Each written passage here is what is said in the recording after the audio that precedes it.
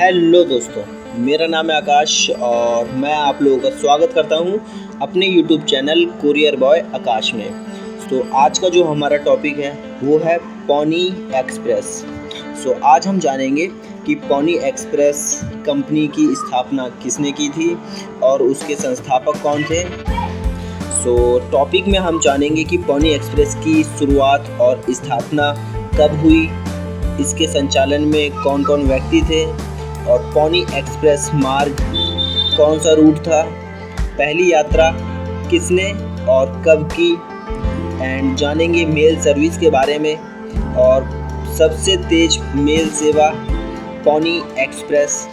आक्रमण के समय में पोनी एक्सप्रेस ने किस प्रकार अपने राइडर्स को तैयार किया था, प्रसिद्ध सवार कौन थे, घोड़े, सैडल, समापन और परंपरा, और जानेंगे लोकप्रिय संस्कृति में। आज का टॉपिक बड़ा ही इंटरेस्टिंग होने वाला है, प्लीज़ वीडियो में बने रहें। चलिए मैं पोनी एक्सप्रेस के बारे में एक छोटा सा इंट्रोडक्शन आप लोगों के साथ शेयर कर देता हूँ। पोनी एक्सप्रेस एक अमेरिकी एक्सप्रेस मेल सेवा थी जो घोड़ों पर सवारों की रिले का उपयोग करती थी। यह 3 अप्रैल 1860 से 26 अक्टूबर 1861 तक मिसौरी और कैलिफोर्निया के बीच संचालित हुआ। इसका संचालन सेंट्रल ओवरलैंड कैलिफोर्निया और पाइक्स पीक एक्सप्रेस कंपनी द्वारा किया गया। जैसे कि आप फोटो में देख सकते हैं, ये है पोनी एक्सप्रेस विज्ञापन। ये एक एडवर्टाइजमेंट का चित्र है। इसमें काफ़ी डिटेल्स मेंशन है कंपनी के बारे में और ये कहाँ पे स्थित है और इसमें कौन कौन लोग अप्लाई कर सकते हैं, वो सारी चीज़ें। एंड सेकंड फोटो में देखिए, आप देख सकते हैं ये है पोनी एक्सप्रेस, पोस्ट मार्क 1860 पश्चिम की ओर।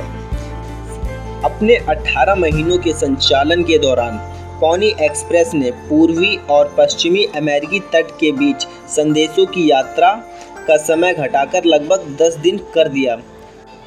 पहले अंतर महाद्वीपीय टेलीग्राफ की स्थापना 24 अक्टूबर 1861 से पहले यह पश्चिम का पूर्व पश्चिम संचार का सबसे सीधा साधन बन गया था और एक अमेरिकी राज्य कैलिफोर्निया को शेष संयुक्त राज्य अमेरिका के साथ जोड़ने के लिए महत्वपूर्ण था।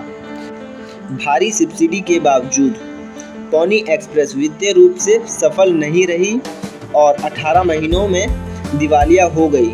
जब एक तेज टेलीग्राफ सेवा स्थापित की गई, फिर भी इसने प्रदर्शित किया कि संचार की एक एकीकृत अंतर महाद्वीपीय प्रणाली स्थापित की जा सकती है और साल भर संचालित की जा सकती है। जब टेलीग्राफ द्वारा प्रतिस्थापित किया गया तो पोनी एक्सप्रेस तेजी से रोमांटिक हो गई और अमेरिकी पश्चिम की विद्या का हिस्सा बन गई।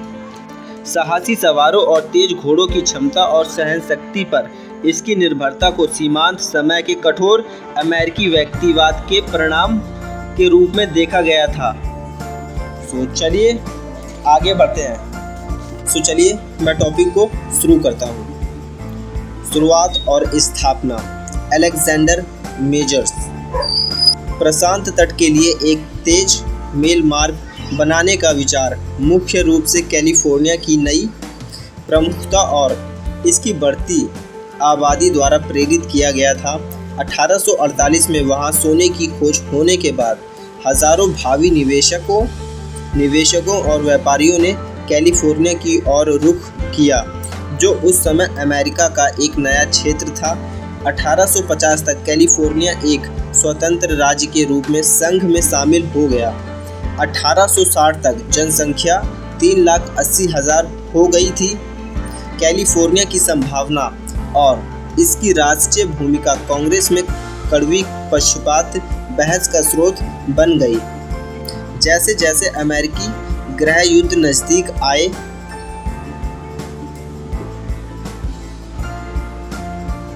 इस पश्चिमी राज्य से मेल और अन्य संचार प्राप्त करने के तेज तरीके की मांग और अधिक बढ़ गई। विलियम रसेल, अलेक्जेंडर मेजर्स और William B Waddell Pony Express के 3 संस्थापक थे। वे पहले से ही माल ढुलाई और ड्रेज व्यवसाय में थे। परिचालन के चरम पर उन्होंने 6000 लोगों को रोजगार दिया। उनके पास 75,000 बैल, हजारों बेगान और गोदाम थे। साथ ही एक चीर घर, एक मीट पैकिंग प्लांट और एक बैंक और एक बीमा कंपनी थी। सेल एक प्रमुख व्यवसायी थे। अपने साथियों और समुदाय के बीच काफ़ी सम्मानित थे। Waddell farm more head Waddell add company के सह मालिक थे। 1959 में C.R. More head pony express का प्रस्ताव राष्ट्रपति बुकानन के पास ले गए। मोर हेड को खरीदे जाने और व्यापारिक व्यवसाय में प्रवेश करने के लिए लीवेनवॉर्थ में स्थानांतरित होने के बाद वाडेल ने अपनी कंपनी का रसेल के साथ विलय कर दिया और नाम बदलकर वाडेल और रसेल कर दिया। 1855 में उन्होंने एक नए साझेदार अलेक्जेंडर मेजर्स को लिया और रसेल मेजर्स और वाडेल की कंपनी की स्थापना की। उनके पास पश्चिमी सीमा पर सोने की आपूर्ति पहुंचाने के लिए सरकारी अनुबंध थे और रसेल के पास तेजी से मेल वितरण के लिए अमेरिकी सरकार के साथ अनुबंध के लिए एक समान विचार था। पारंपरिक स्टेज कोच के बजाय एक छोटे मार्ग और घुड़सवार सवारों का उपयोग करके उन्होंने सेंट जोसेफ, मिसौरी और सैक्रामेंटो, कैलिफोर्निया के बीच एक तेज मेल सेवा स्थापित करने का प्रस्ताव रखा, जिसमें 10 दिनों में पत्र वितरण किए जाते थे। इसे कई लोगों ने असंभव कहा। प्रारंभिक कीमत $5 प्रति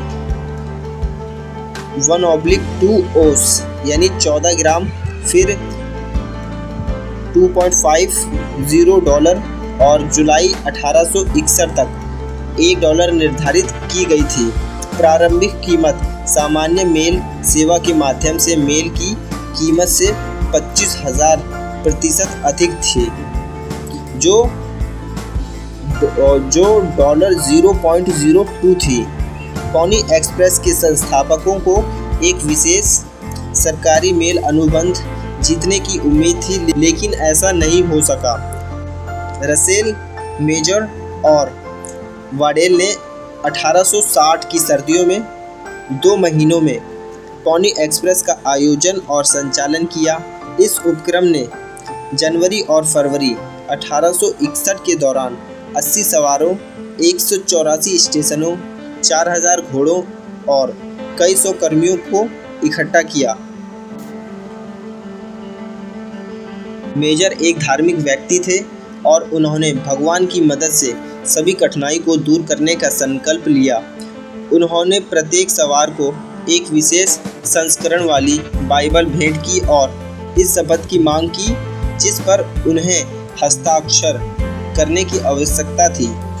मैं महान और जीवित ईश्वर के सामने शपथ लेता हूँ कि अपनी सगाई के दौरान और जब मैं रसेल, मेजर और वाडेल का कर्मचारी हूँ, तो मैं किसी भी परिस्थिति में अपवित्र शब्द का उपयोग नहीं करूँगा, कोई नशीली शराब नहीं पीऊँगा, मैं फर्म में किसी भी अन्य कर्मचारी के साथ झगड़ा या लड़ाई नहीं करूँगा और मैं हर मामले में ईमानदारी से आचरण करूँगा, अपने कर्तव्यों के प्रति वफादार रहूँगा और अपने कार्यों को इस तरह निर्देशित करूँगा कि मेरा विश्वास जीत सकूँ नियोक्ताओं, इसलिए भगवान मेरी मदद करें।